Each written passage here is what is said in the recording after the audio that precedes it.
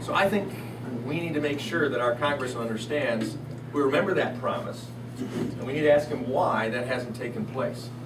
Well, the answer is because you're doing absolutely the wrong things. You're increasing the cost of business, you're increasing the cost of industry, you're increasing the cost of the general taxpayer, you're voting for big tax increases, and John Dingell said this. I'm not the only one who said it. John Dingell said, if you pass this energy tax, this cap and trade, it's not a little tax, it's a great big tax. And Mark Schauer voted and helped to pass that from the House of Representatives. Now his constituents didn't want that. Farm Bureau screamed against that, said no. The Manufacturers Association, the Chambers of Commerce screamed against that, said that's not only increased the cost for the agricultural equipment going down the field, but it's going to increase the cost for the individual taxpayer trying to heat and put lights in their homes. He voted for it.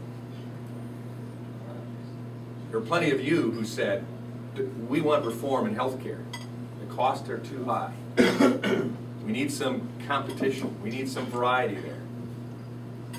But he said, I've read the bill. I've read all of it. In fact, I've helped draft good portions of it.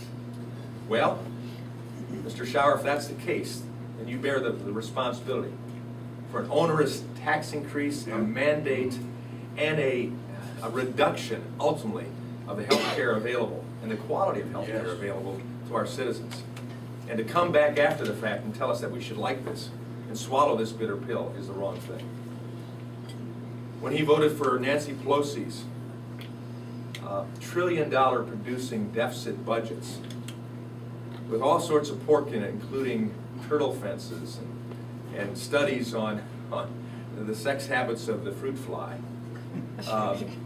that didn't help us. And we could go on and on down the list of the policies that are destroying this economy, going the absolute wrong direction, as opposed to policies that we have seen impact this country greatly. With Reagan, with Bill Clinton, when he finally said, when the people spoke in '94 and gave the Republicans control for the first time in 40 years in the House, and the Republicans then were doing the right thing, Bill Clinton saw that and moved to the center. Tax cuts, spending cuts. Bill Clinton, because of the push from the Republican majority, became the least spending president since Reagan. And what happened to the economy? It grew. It grew. When we left the policies of Blanchard here in Michigan during the 80s and went to the policies of Engler and Republicans like Mike Nye and Tim Walberg, and you remember Mike, part of the No Caucus, Nye, O'Connor, Walberg, who said no to spending, tax increases. When we got the opportunity to say yes to tax cuts, 26 of them, property tax reform and reduction, regulatory reform and reduction in spending across the board. This economy turned around in Michigan as well, and we went from a $1.8 billion budget deficit in 1990 to over $1 billion budget rainy day fund surplus when I was term limited in 1999. A AAA bond rating and businesses moving back to the state, and an unemployment rate under 6%. Now that's what happens when policies that the framers of our system of government would say amen to are followed. And we can do that again.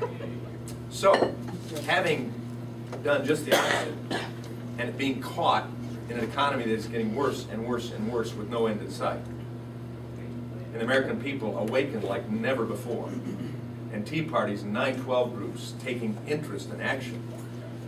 I mean, that's the worst thing that can happen to big government. American people awake, uh-oh, we're in trouble. So then they're going to have to put out all sorts of chatter and static out there. So that's why you see the ads.